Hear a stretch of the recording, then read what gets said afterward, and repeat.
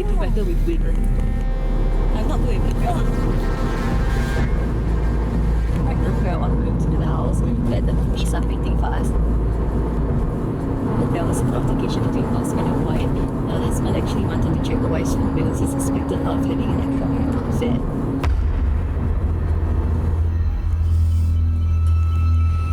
The history of violence by the husband towards the wife is actually very extensive. The wife did say that she actually does not feel safe at home at all.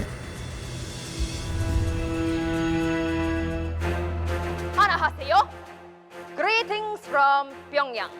Glorious news today. Oh, a bit of a note. Do you all know that this is my very first shoot? On his way to Singapore. I'm Judee Tan, and you may know me from performances like this. Health is wealth. Judee, how would you like us to refer to you? I was a victim of partner violence. Between 2003 and 2004, I was in an abusive relationship. Bruised eye, broken lip, baliku, that kind. The violence happened mostly indoors, but a few times it spilled out in public. This was me sharing on stage about my experience with partner violence. That happened 20 years ago, and I assumed that things would be different now, but clearly they're not. Domestic violence is on the rise. And when it comes to spousal abuse cases, we are seeing the highest numbers in half a decade. Well, to be honest, when you approached me to host this show, I really had to consider.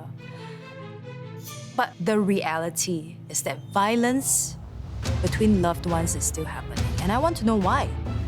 Why is domestic violence still on the rise in this day and age?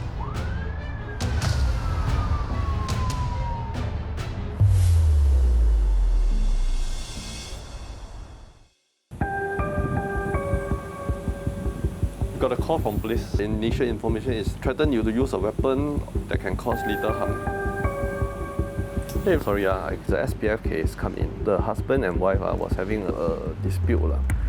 My take is that because it's not that far away and actually a lethal weapon has been used, a knife. So okay lah, we will be going for on-site for this case.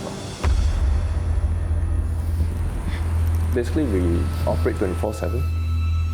And then we will deal with cases whereby there's immediate safety and danger. There's a neighbor who said that there was loud sounds like house violence. It varies from day to day, but we do have non-stop cases coming in. More physical violence, strangulation, emotional, psychological abuse, brandishing of weapons. Those are all very common cases. Hi, sir. So sorry, I know it's very late. I'm Mr. Eric. I'm from the Domestic Violence Emergency Response Team. I find that it's a small issue. Okay, I can appreciate you seeing it as a small issue and you want to keep it within the family. However, once we have reports also, right, we can't also just ignore it. We've seen so many different cases across the years. Correct. What's your hardest part of the job? I think the hardest part of the job is that actually we see the ugly side of Singaporean. We wouldn't think that it would be happening in a first world country. There's no specific profiles for victims or perpetrator. Since 2023, we have come across all sorts of cases. It cut across genders, race, and status. From low income to high income earners, from rental housing to even private properties. I have been in a few abusive relationships. There were red flags even before things got violent. He wouldn't let me go home or let me see my friends. I wish I knew that wasn't normal.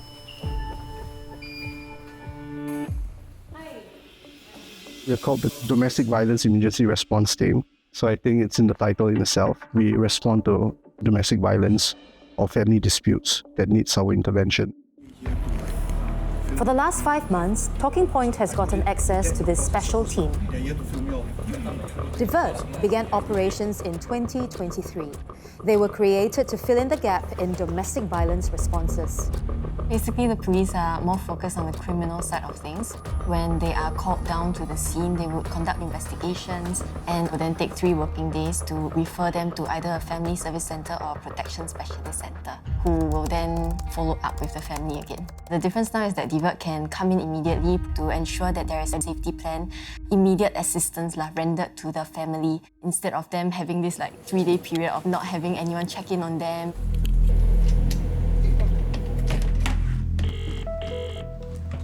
Hi, am I speaking with My name is Thye. I'm from the Ministry of Social and Family Development Domestic Violence Emergency Response Team. How are you doing right now? Are you alright? Arrest case household husband, wife, 2 children. Incident occurred at 1:30. SPF was called and arrived at 1:46. They're currently still on scene. So husband wanted to talk to the wife. He started banging on the door, shouted open the door, and called her names like bitch, prostitutes, all that kind of thing. Okay, Ken, we will respond. The Ministry of Social and Family Development released its annual Domestic Violence Trends Report in December 2025, noting an upward trend in the number of new spousal abuse cases per year. From 1,632 in 2021 to over 2,100 in 2024. I'm here at an organization that's at the front line of domestic violence work. Can you share with me some of the trends that Aware has observed?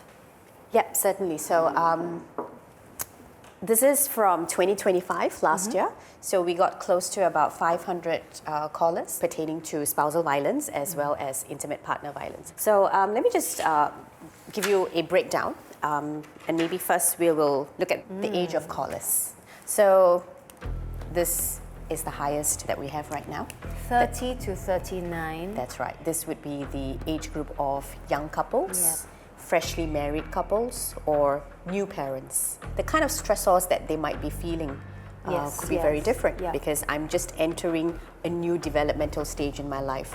I'm now married or I'm now a parent and I don't know how to deal with these things. I don't know how to resolve conflicts. Let's look at this. So the types of violence that have been experienced by our callers. I think the first thing that's probably popping out at you is the large number for psychological and emotional abuse. And I just want to say, I'm having this reaction not because it's surprising to me that psychological and emotional abuse is high, but it's more that it is so high. The psychological and emotional abuse is a lot more as compared to the physical violence. Slamming the door, for instance, it creates that fear in you. That's psychological abuse, right? Or throwing something near you but not hitting you. Yes. Forms of threat that are meant to induce fear in you. And that would constitute as emotional psychological abuse. And so that is very, very high, as you can see here. We've also had callers who have had multiple forms of abuse happening to them at any point in time. This one, we're looking at the relationship to callers. We have 305 of them, close to about 65% who were married, spouse, and a very close 1/3, 33% almost, was intimate partner violence, which is any relationship that is not bound by marriage. So it could be boyfriend, girlfriend, it could be cohabitee, so people who are living in together. I think, just drawing on my own experience, mine would be, in today's terms, be classified as intimate partner because it was a boyfriend.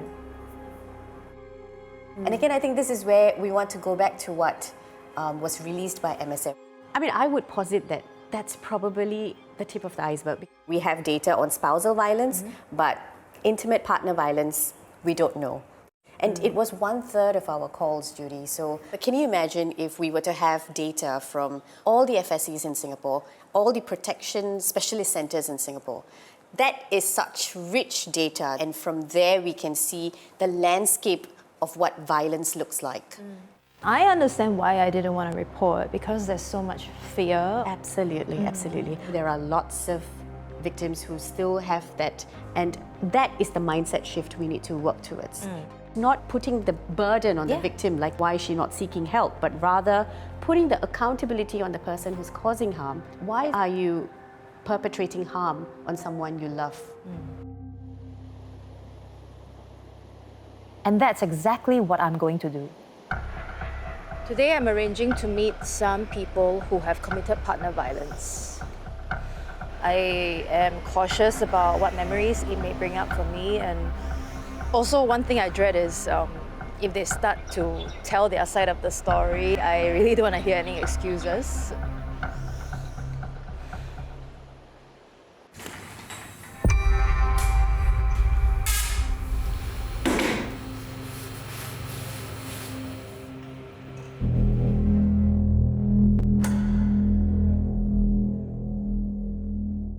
Growing up, I thought that I was a very nice guy. I came from a non-abusive or violent family. I grew up comfortably. I didn't have to worry about finances, listen to my parents. So I can't understand why I behave like that. I want to be anonymous because I am in the process of being trained to be a civil servant. I do not know how the public would view me as someone who has been in an abusive relationship, having their children under my care. The first 3 or 4 years of our marriage, that was the worst.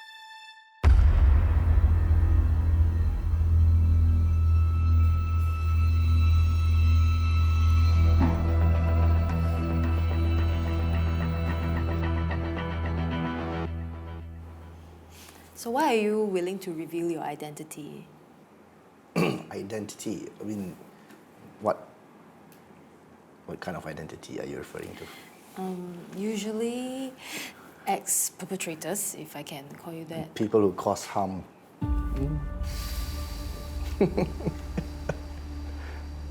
Thank you for being the one to acknowledge that. I mean, just even hearing that from you, I have a bit of a reaction.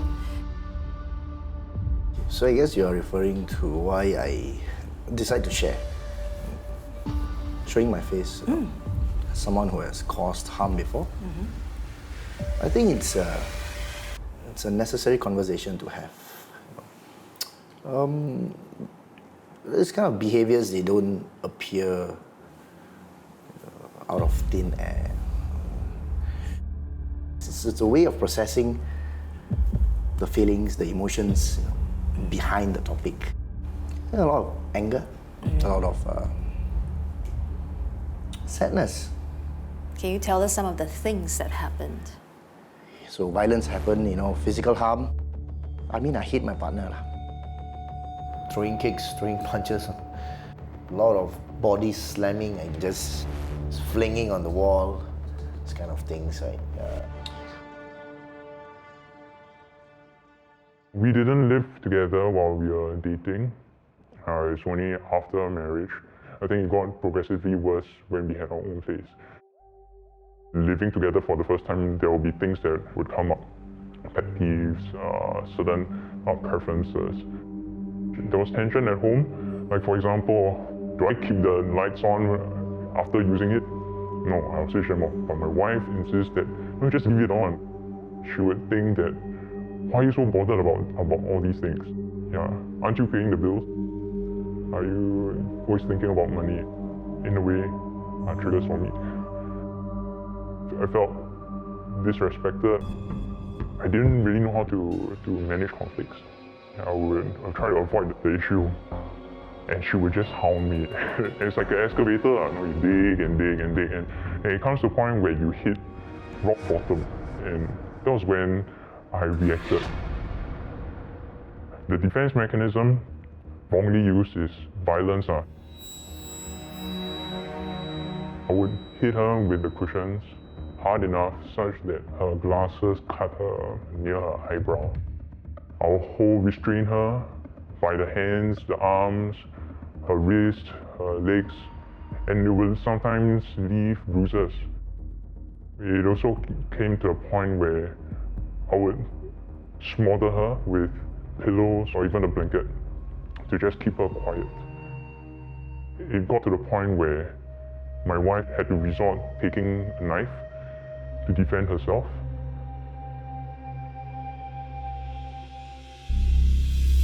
Why would you hurt somebody Close to you. Yes, I'm sure your partners are the ones who are there giving you care, giving you attention, trying to meet your expectations or your demands. So why did it feel right in that moment to do that? It did not feel right. Even in that moment? It did not feel right. Then what did it feel like? Again, it was a very reactive behavior. These patterns of behavior, was recurring throughout my life. The tool that I had to react is always physical violence. My late mom was a victim of domestic violence. She had stitches all over her head, all over her stomach. My dad left us, so my mom got involved with this guy from when I was 6 years old all the way until I was maybe 10 or 11 years old. It was just a constant barrage of beatings. As a child, you were helpless, right? You couldn't do anything. To protect your mom, you keep all that anger. Right? You hate that behavior. But then, strangely, when I grew up, I myself became violent. When you first hit your partner, what was going through your mind? First time I hit my partner, it was it was reactive. It was because of certain provocations. As men, right, physically we are stronger. So, when we hit our partner, it tends to quieten things down. Partner was in pain. Yep. And to me, it was like, okay, finally, wow. I got what I wanted. Quiet. Peace. Yeah.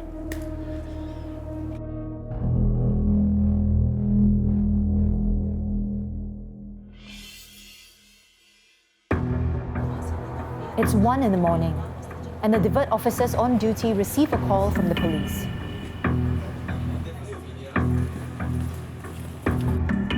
The police informed us actually that it was the wife that brandished the knife against the husband.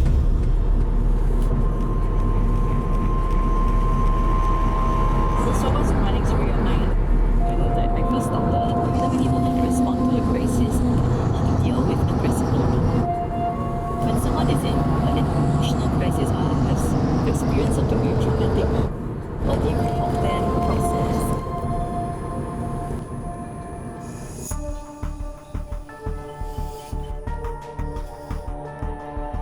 Do you mind sharing with me what triggered this argument?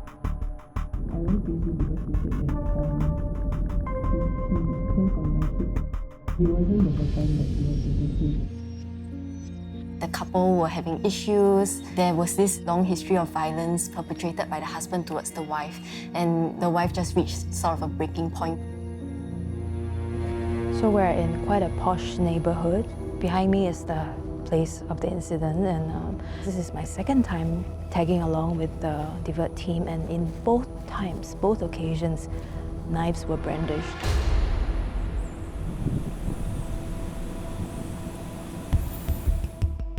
You think you can provide me the facts of the case? Maybe start with the household. There was a dispute that happened amongst the father and the mother. So according to the victim, the knife was aimed at the door. Okay. So then she went to the kitchen and she came The out. usage of knife is, I would say, quite high nowadays as compared to previously. My take is that we should be acting on it. Hey, sorry, the SPF case come in. The husband and wife was having a dispute. Okay, can I just let you know? Thanks. Go for on-site. Prior to DVERT, there isn't any law or policy put in place whereby the victim survivors could seek help immediately. They could have applied for a personal protection order, we call it PPO in short, but this would basically take some time. So now our officers are able to issue an emergency order on the spot itself. Within the next 14 days, if the perpetrator breached this order, decide to incite violence or cause further harm to the victim, he will be arrested by the police.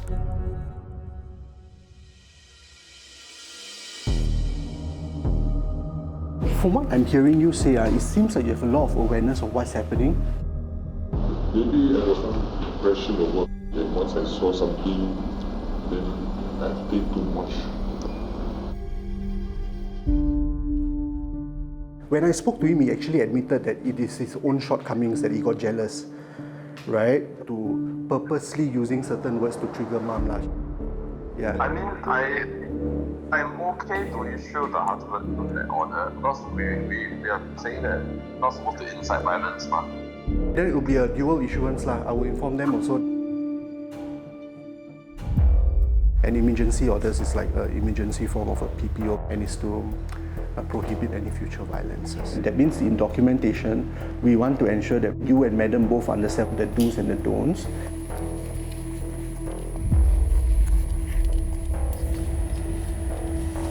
Well, so it's been at least a couple of hours since we've been here, and then the officer is still taking some time with the family, and I think that's really good because they are going through their procedures very thoroughly.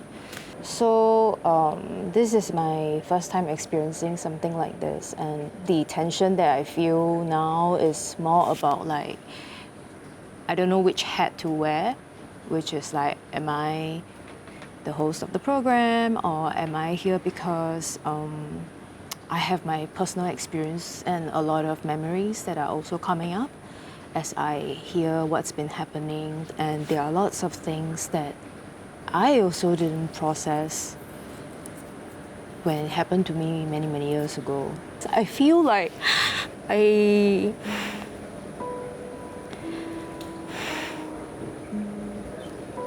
think I'm also very tired, you know what I mean? And then when you hear some other people go through the same thing,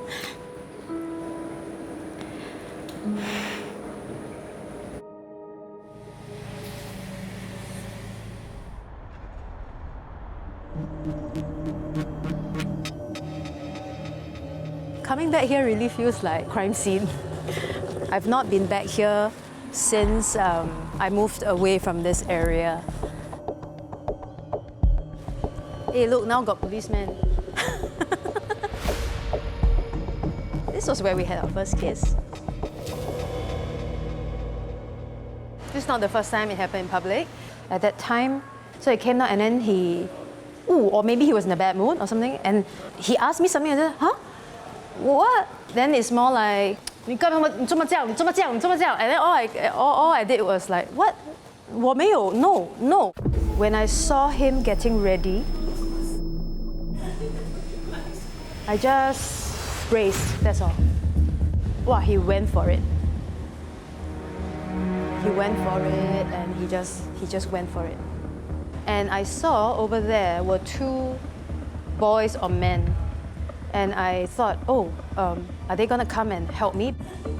All this while is I'm just getting battered, and then two policemen walked from here.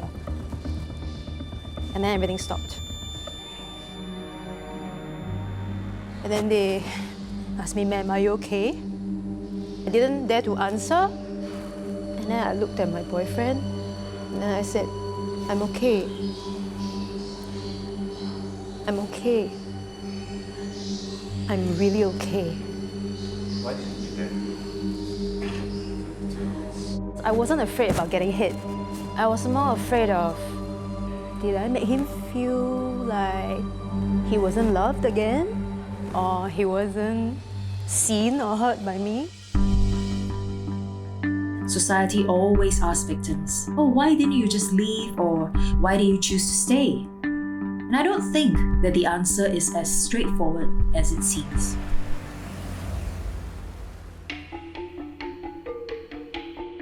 Dr. Grace Su began her clinical practice around the same time I had a violent relationship. People who are in an abusive situation often are stuck for many reasons. They leave go where? Yeah. They might have their own history of earlier abuse. Yes. And so because of those patterns where they feel familiar with lack of safety, they tend to feel comfortable with lack of safety. I have people who come to me, they tell me, I thought it was normal. Yeah. I thought everyone's family had these shouting, throwing, hitting things going on at home. I didn't know this is not how life is supposed to be.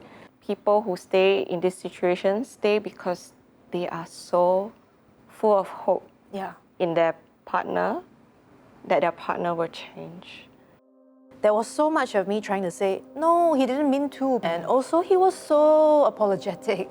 And I think this is one of the things that I remember how I deceived myself by my own ability to still continue to live. I could still wake up, go to work. I could still do all of the things that society wanted me to do. I didn't know anything was wrong. Only one day when we were sleeping next to each other, I felt his hand just kind of land on my chest and I woke up like this because I thought, here he goes again. And then I looked down and I saw him just sleep soundly, like baby like that. So I was like, something is wrong. It took that extremity for me to go, oh. In cases where the traumas are not treated, it will affect their friendships, their work, and their own families. A person facing trauma at a younger age, the brain has more impact than someone who faces trauma at an older age.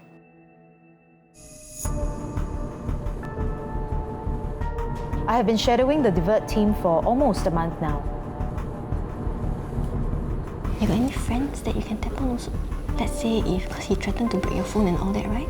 Let's come up with a code if you need to. Because sometimes when you're in crisis, you might not necessarily have the bandwidth to go and call. Well, here we are, it's 4 a.m. How was that for you?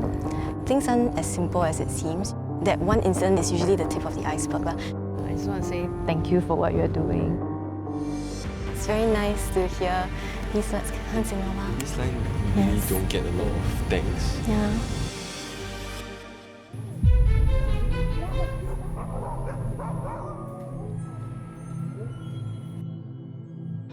They are from Channel News Asia lah. So actually they are here more for me lah.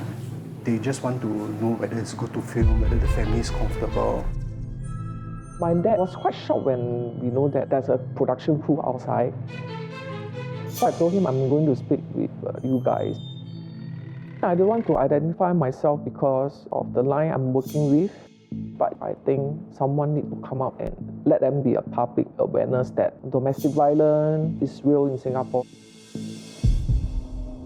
My mom and dad was actually like pushing one another. And then I saw a knife on the floor. I was in shock. So I pulled my mom away.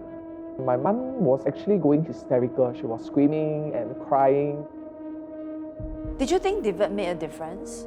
Of course, the process was very fast. The incident happened on a Friday night. The social worker called us on Monday. My mom has actually met up with a counsellor.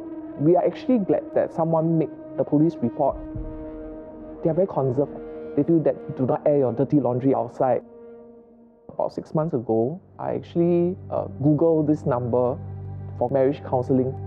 It was a great disappointment because they say, oh sorry, our appointments are full, you have to wait for another 6 months. I think it's ridiculous. I mean, you are just waiting for tragedy to happen. While Nadia's mum threw the knife, officers found that her husband, Nadia's father, had used certain words to trigger her and incite violence. This wasn't the first time. The root of the problem, I think it's like that. He's very possessive. He started stalking her, looking at what she's doing on her phone. My mother practiced Qigong early in the morning, and then he will follow her, hide behind a tree. Were they like this even when you were young? Yes, if other man talks to my mom, he will be angry. As they grow older, it's getting worse. This type is I call mental abuse. I think it's as bad as physical abuse. You torture someone without knowingly, and that person can go into depression, or in our case, my mother unleashed and become violent. Physical violence is just at the moment, but mental abuse is 24/7. Over the years, authorities have reviewed legislation and put in place new measures to better tackle domestic violence. One key change: updating the definition of family violence itself to include psychological and emotional abuse. Authorities have also introduced, among other things, mandatory counselling for those involved, a court-ordered program with a fine imposed for those who fail to attend.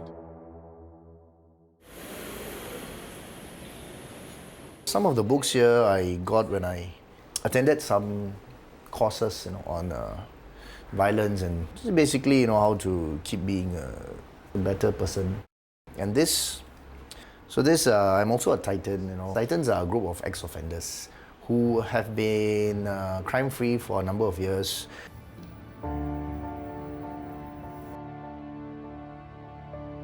Whatever we have been through, all this pain we are bringing along with us throughout this life, right? It can never be used as an excuse or a justification for causing harm, right? So what was the turning point for you? I called the police to stop myself from doing anything else. I just got tired of behaving that way. After a bout of anger, extreme anger, you feel deflated, literally.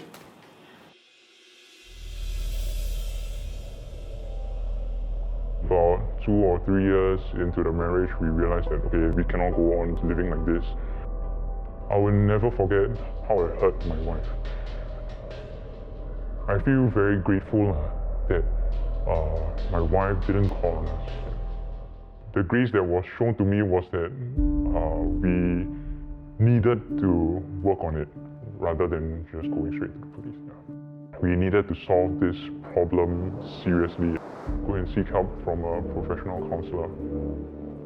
The counselor referred me to an organization who started an initiative specifically for men involved with family violence. I knew I need to take the steps necessary to address this behavior. So that's when I went out to seek organizations that work with people with all this aggression.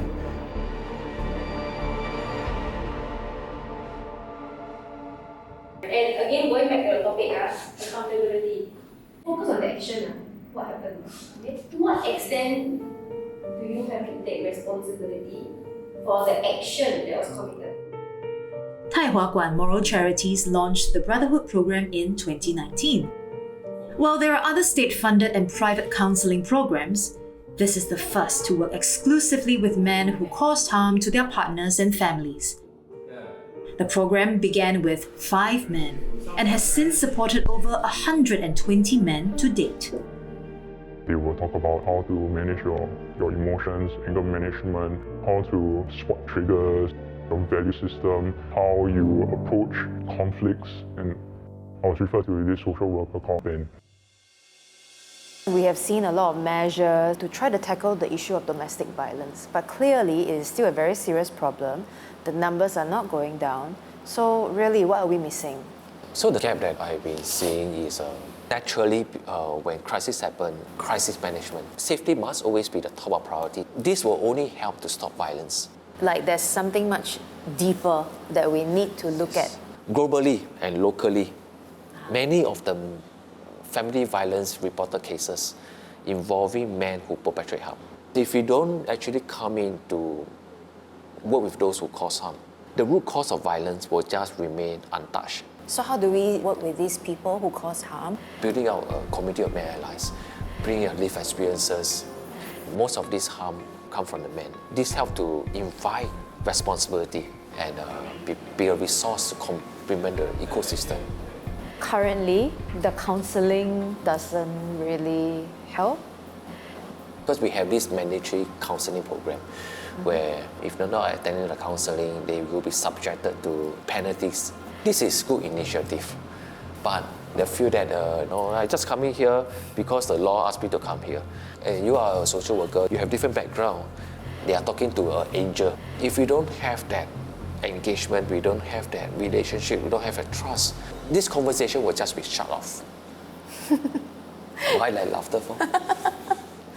It almost feels as if we're coddling. Almost like, hey, I have to beg you to come and have this conversation, make it very nice for you, even though you were the one who did something wrong. To me, it feels ironic. it sounds like we are making so much effort for the people who cause harm instead of the victims. Yes, I guess many people may be wondering the same question as you as well. Yes, because I think my question is, in the way we approach this, are we excusing the harm that they've done? It's not to excuse violence, but it's so important we separate the doer from the deeds. Doer from deeds, yes. Seeing the person as a human being help to open conversations and invite change. Helping them is a way of inviting them to take responsibility, take accountability. This is important. You have a huge healing effect on the children. For example, if I am a child, I keep looking at my fathers. When this thing happens, my father tends to react in a very loud way, abusive way. But now I see my fathers apologizing to my mothers, taking a briefer. I appreciate you use the word accountability a lot, because that, for me as a victim survivor, feels a lot safer. It allows me to know that all of these things you're doing, the efforts to gather all these men to work through their own issues, ultimately is going to benefit people who have experienced harm. And that's really what's important here. Precisely the principle of why we are here for the women and children we love and we care deeply about. I love that. During the last 3 years, I received an increased number of calls that call me up and say, bro, I need help. Bro, I'm going through this thing. You think you can help me? And this actually show me and demonstrate to me that many of the men out there actually want help. They doesn't know where to call, how to reach out for help. I think probably 3 or 4 years already. Thank God we didn't get into the episode of me being violent again. I can't put words in my wife's mouth saying that she has completely forgiven me. But my wife gave me space to process some of the difficulties. So we still do argue, but I think now I learned that, okay, it's okay, but how do we better manage it?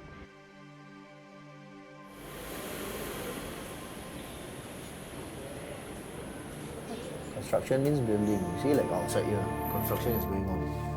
So continue. In the first 2 years of our relationship, it was very horrible. We had our fair share of disagreements, our fair share of physical. Almost let go. Yeah, we almost just broke off, and Today, Rizwan has been together with his girlfriend Hannah for 6 years.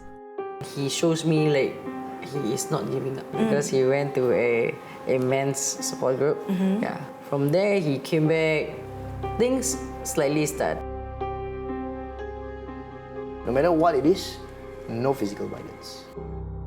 If we really reach to a level that's going to explode badly, we seek help. We want to make this relationship work. It's the ring. So yeah, it took me 6 years to buy a ring. Were you surprised? There's no surprise. It's just like eating over the dinner, then okay, I gotta get married, okay.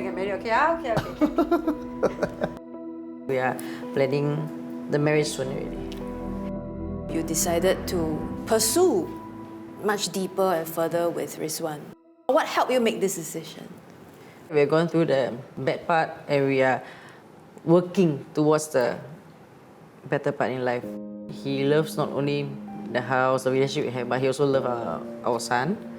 Yeah. So, and he also loves our cats. Somehow it's very hard to put in words like why I want to set up.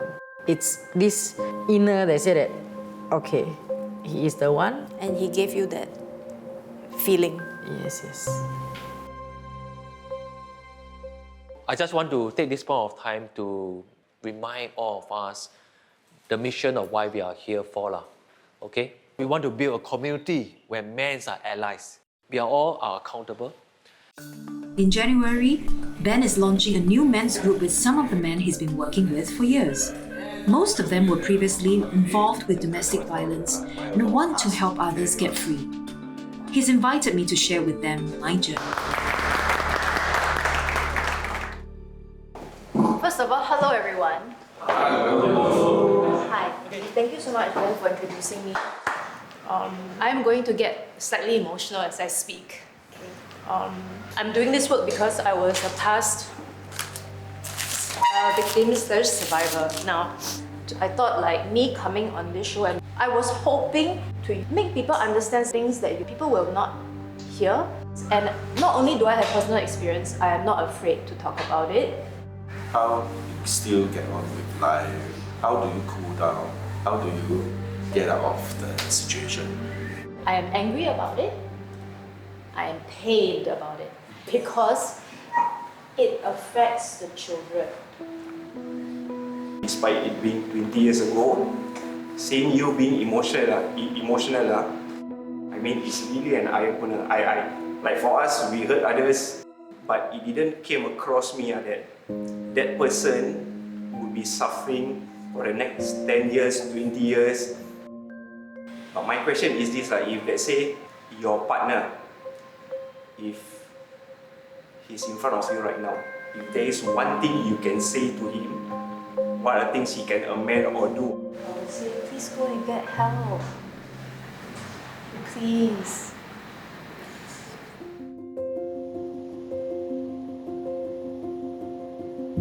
When I first shared my story on that stage 10 years ago, I was judged and shamed for it.